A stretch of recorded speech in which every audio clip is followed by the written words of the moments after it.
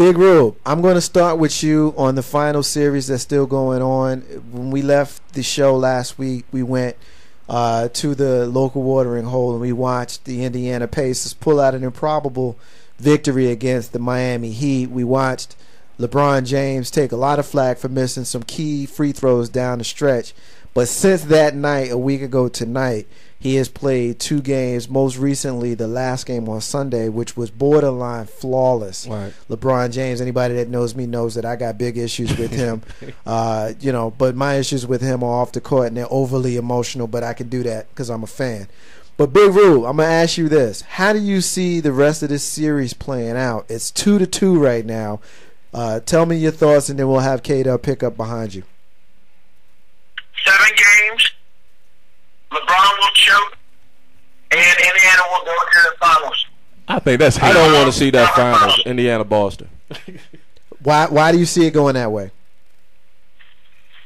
Honestly, without Bosh, Miami has a huge problem. They barely won last game. Took over 70 points from the big two to win it. Right. I mean, you got 14 points from a bench runner? Right. Come on, man. K-Dub, pick up there, brother. Rube is on to something very good. Yeah, he's right. He's right. They do have a problem. I won't say that they'll lose, but I think Miami. Here's the issue that I got with Miami. If you look at that game, yeah, they won. Wade had a monster game. LeBron James had a monster game. I want to say that combined they scored about 72 points. LeBron had almost a triple double. You know what I'm saying? Yeah. But if you look at that game, if I'm not mistaken, they only won by 8. That's a bigger issue, that they had to score that many points between themselves, and they only won by 8 points, less than 10 points. And the reason that it may become an issue is that, okay, it may not rise as the issue against Indiana, but let's say they play Boston in the next series. That may not be, that may cost them going into the finals possibly. Or let's even take it further. If they was to go to the finals, that may cost them the championship. They can't be the bulk of the scoring, because especially against maybe, let's say, a team like San Antonio, Popovich should shut that down quickly. Well, look at the Lakers though. Kobe scored how many points last night, and what did his teammate score? I mean, all you mean what? You got Kobe scoring 80 points in a game. All you mean what? The difference between the two is that the Lakers actually have people who can play.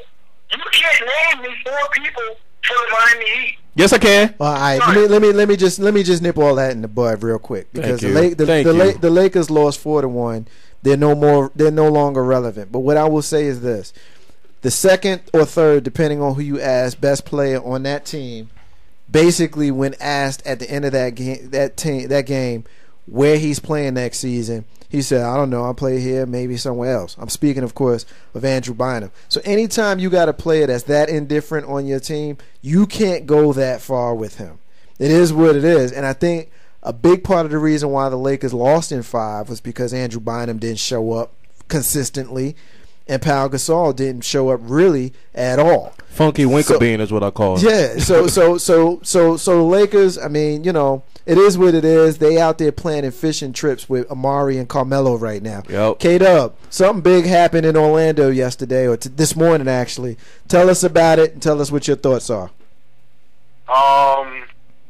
Van Gundy. Coach Van Gundy got fired. They also fired the GM. So right now, they have a lot of things that they want to, or they need to address. The owner of the team, or part owner, president of the team, I should say, he stated that, the first thing they want to do is send in the GM and the coach, and then from there start to address a lot of things, but they have to do it very early, because you don't want to go into the season, definitely with what happened this whole season about, whether or not Dwight Howard was going to stay or not, whether or not he wanted to be traded, so on and so forth, So I think that, if anything is going to be done with Dwight Howard, it will be a situation of him leaving. They'll get rid of him before September, or by September. Definitely not going to training camp with that headache. If they go into the season with him, I guess they're going to, roll the dice. that possibly are in the running for him. I would think number one is New Jersey. That if Darren Williams stays there, Orlando, he could pretty much stay in Orlando, or he could go to LA, which is a possible situation where you can do a swap between Orlando and LA of Bynum and Dwight Howard. Big Rube, let me ask you a question. You know about Stan Van Gundy losing his job in Orlando today. Is Stan Van Gundy a good coach, and will he resurface somewhere in the league within the next 2 years? Yes, he's a great coach, and he needs to get out of the state of Florida. Yeah, as we know, he didn't do very well with Pat Riley breathing down his back down there in Miami. Last question for you, Big Rube, and then we're going to finish up the segment with K-Dub. My question to you is the same that K-Dub just addressed, Dwight Howard, but I'm going to take a little bit of a different spin from what K-Dub just addressed. Is Dwight Howard a coach killer, and do we expect to see Dwight Howard playing in Orlando next season and beyond? That's on Big Rube. That's on Big Rube. I think that Dwight Howard isn't a coach killer. I just think that the people in Orlando are stupid. You got one of the best coaches in the NBA for a dude who just messed up his back. I mean, and you're going to end up trading him anyway? I don't understand what went down. I understand you get rid of Otis Smith. I don't understand you get rid of Dan Van Gundy. It wasn't his fault. Well, it's a team. You don't get rid of your GM without your coach. You might get rid of your coach without your GM, but if you get rid of your GM, you know your coach is right behind him. K-Dub, same question, but I'm going to take it on a different spin for you on this one. Dwight Howard, a coach killer, one, and two, obviously there's precedent for the player still standing and the coach being the one to leave. What's your thoughts on how this all went down? It went down just like a lot of other decisions that went down in NBA history. Jason Kidd, Byron Scott. Right. You know, just recently, supposedly Carmelo Anthony and Mike D'Antoni. It's the way of the business. I wouldn't say he's a coach killer, but you know, you have to also look at something too. Something that, believe it or not, I'm gonna get into a stat that Shaq put out there last night. Now I'm paraphrasing, but you know, the amount of time that Van Gundy had been there, you know, history-wise, as far as coaches and what years that they have been there, I believe Van Gundy had been there 6 years. There's no coaches other than that have been there 6 years or more at that one location that have won championships.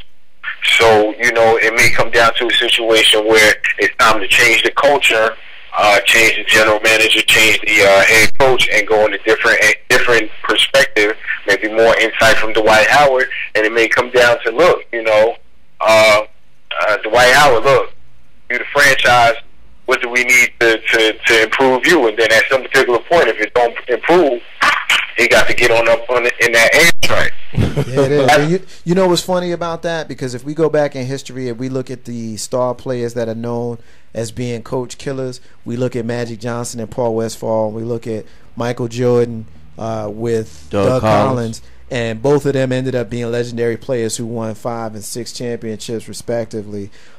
So you got to win a title. You're going to get to be in a position where you can choose your own coach, Dwight Howard. So now you got to win a title. My only question about Stan Van Gundy is he's had 2 very good centers who couldn't seem to make it work with him as their coach, with Shaq down there in Miami and now Orlando with Dwight Howard. I do think Stan is a good coach. I still think his little brother is better.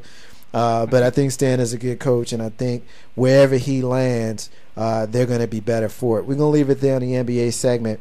We got K-Dub on the line and Big Rube. I want to thank them both for calling in and contributing. Big Rube, of course, will be back in studio with us next week, and K-Dub, of course, will be on the live line next week, as he is week after week after week, giving us all that we need on the National Basketball Association. So I'm going to thank both of those fellas for giving us their information and their guidance, and I'm going to leave it there. Hey, real quick, I'm going to put it out there so everybody can hear. Hey, Rule, since your team lost, and my team is sitting home waiting on y'all to bring the macaroni salad and the napkin, we're going to have to go ahead and get this game, get this little series on so we can see what's really going on the 360. So I'm going to put the challenge out there, and I'm going to make sure I get on the game, and we're going to let everybody know who Rube don't want came out the victor. Big Rube. right. K-Dub just called you out, and we've been waiting. Carlton Banks been trying to get. Stu, we need cups. We waiting on y'all, man. Bello about to drop 70 on it. Carlton Banks has been trying to get this game going for the last couple of months since K-Dub joined us in December. So it's been since December to now May, and they still haven't gotten that 360 game going. So I don't think it's gonna happen. Hey man, ain't nobody asked you to give all that information out. This game is going down, man. It's going down. It's my damn show. I can give out what I want to give out. Damn right. Ain't no hashtag Marcus J. We gonna leave it that right there. K-Dub and Big Rube, thank you, fellas, for your time. We gonna leave it there. Ain't no hashtag with Marcus J. We're going to take a break. When we come back, we're going to go to the Socially Conscious and Entertainment Hour. We'll be right back. So I asked if you had a man. She didn't ask it, so I asked again.